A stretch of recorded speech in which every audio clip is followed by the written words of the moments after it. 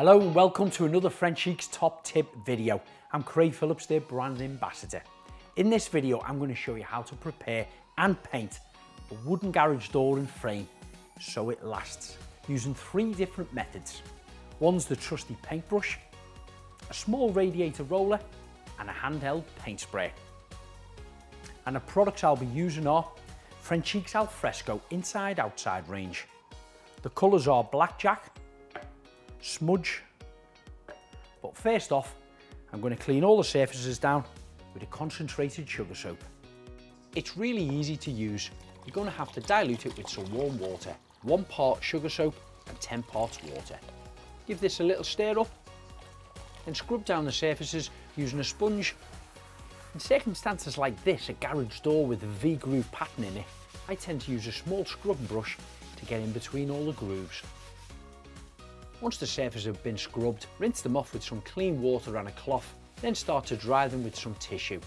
Leave them to fully dry before you continue with the preparation. Now I'm using a cordless orbital sander. If you don't have one of these, a sanding block and some sandpaper will do. So now the sanding's complete, dust it down, give it a good close inspection to see if there's any cracks, gaps or holes that will need filling. Well, with the age of this door, there is sadly quite a few cracks, almost on every panel, as well as the odd nail holes here and there. Sections of the frame where they've been screwed into the brickwork still have holes in the side.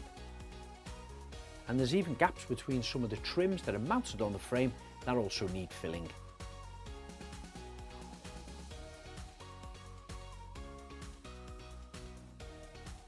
So I'm going to leave my filler overnight to fully cure. Now my filler is dry, I'm going to resand it so it's smooth, ready to paint. But as you can see, there's quite a lot of it. These doors are over 22 years old. So I'm going to go back to my cordless sander. In my opinion, it really is worth putting the time and effort in to do the preparation properly to get a professional result.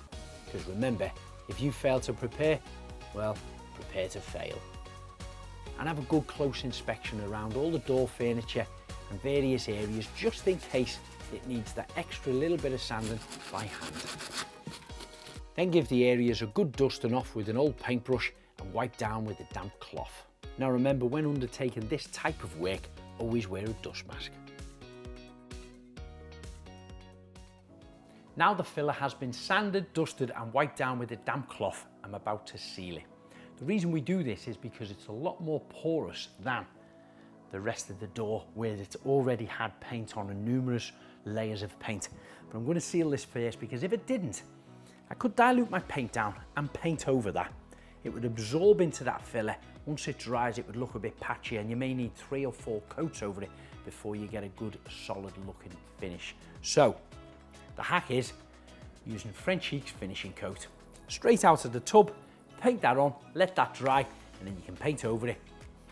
By sealing these, you can rest assured that even your first coat of paint won't dry patchy and start flashing through.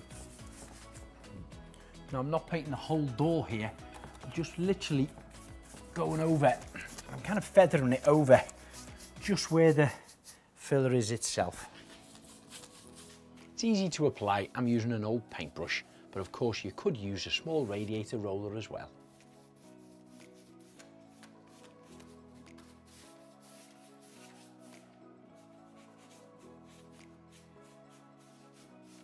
And of course, it's not often I can do work around the house without my apprentice interrupting.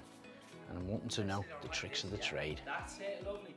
And in fairness, at just 3 years of age, she's quite a dab hand when it comes to a paintbrush.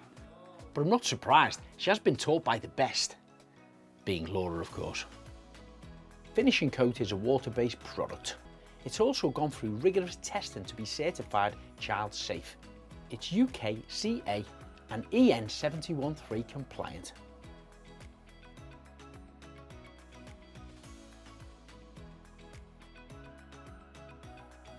Now it's dry, I'm ready to apply my first coat of paint, and I'm using my trusty paintbrush.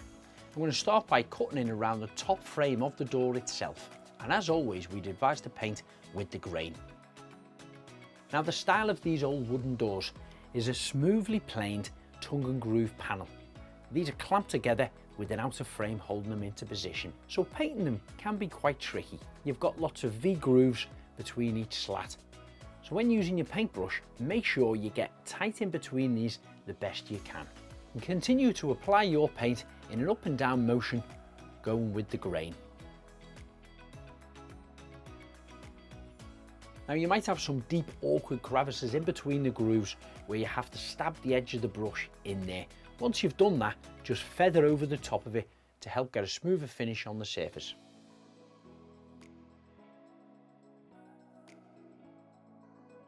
Now my garage door consists of 4 separate sections that all bifold together. So I'm going to start with my paintbrush painting around the outside edge and the tricky bits around the hinges. Then I'm going to continue it using a small 4-inch radiator roller. Now this is a little bit quicker applying the paint on in larger areas like this.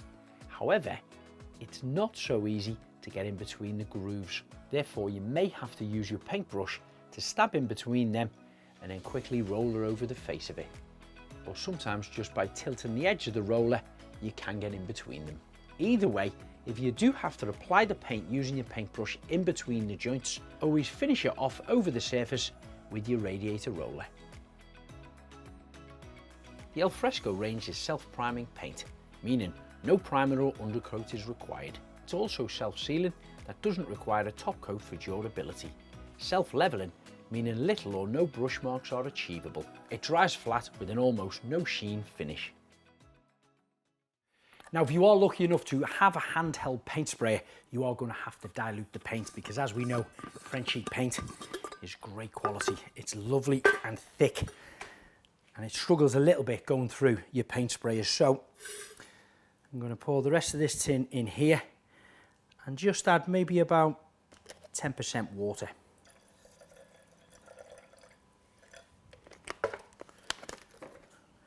Give that a good stir up.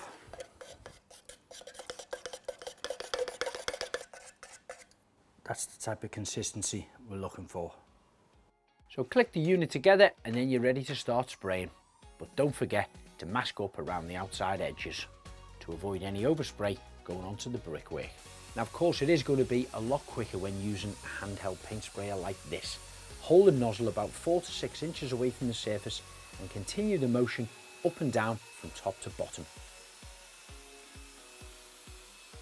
If you're not as experienced as me as using a paint sprayer, you can always turn the paint flow and airflow down and do it at a lot slower pace until you get used to using them.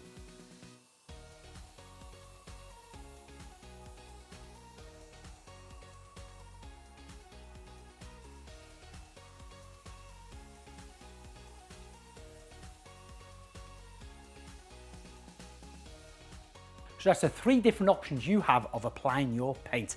So once this first coat dries, after about 2 hours, I'll apply a second coat. Now the first coat of paint is dry, I'm going to give it a gentle sanding, just with a sanding sponge, before I apply the second coat. When using Al Fresco paint, you wouldn't normally need to sand between coats because each layer bonds with the one below. However, when painting outside, you can often get some molecules floating around in the air that could potentially stick to the surface of your wet paint. And by using a very light sanding sponge, you can remove these in preparation for your second coat.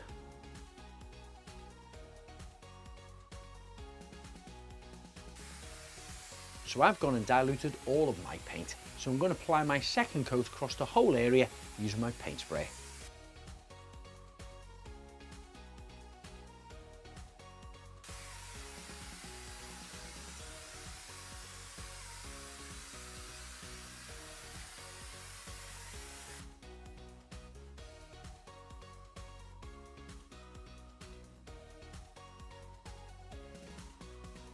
Now it's had a couple of hours to become touch dry. I'm applying a third coat.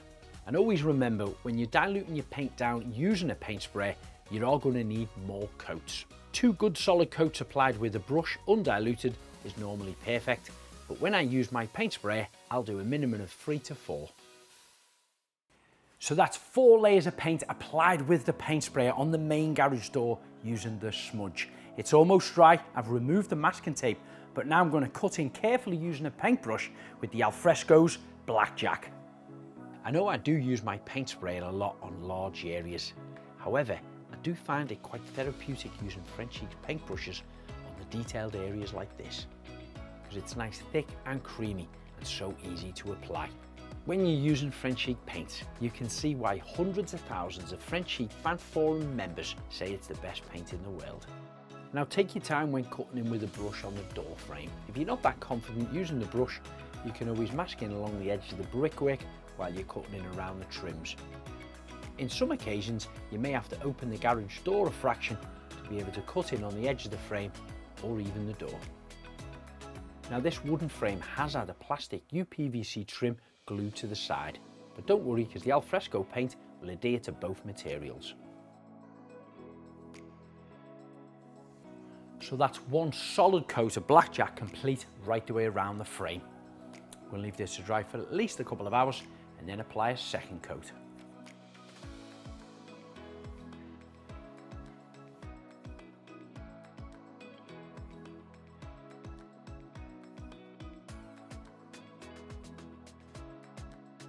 Now these old doors of mine have got 4 heavy duty locks. They've already been painted from when I was spray painting the doors. Now I could paint over them with the Blackjack, which would look fine. However, Laura's got a trick up her sleeve. Craig's not done a bad job of painting these garage doors. However, he has left me with the much more detailed work of transforming these metal locks. By applying just a couple of coats of Frenchic's French Shimmer. You can see the full step-by-step video of Laura doing this on Frenchic TV. So that's my wooden garage door and frame now complete, and Laura hasn't done a bad job of the locks either. If you're looking for more inspiration, head over to the Frenchic fan forum on Facebook. And if you want to see more how-to videos, subscribe to the YouTube channel, Frenchic TV. But if you just want to know about the vast range of products that Frenchic stock, head over to their website, frenchicpaint.co.uk.